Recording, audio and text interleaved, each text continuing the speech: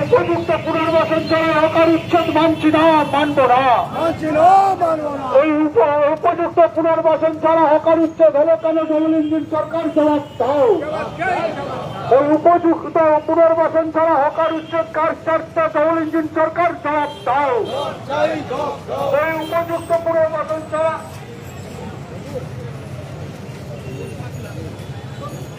উপযুক্ত পুনর্বাসন ছাড়া হকার উচ্ছেদ কার চারটা? ডবল ইঞ্জিন সরকার জবাব দাও।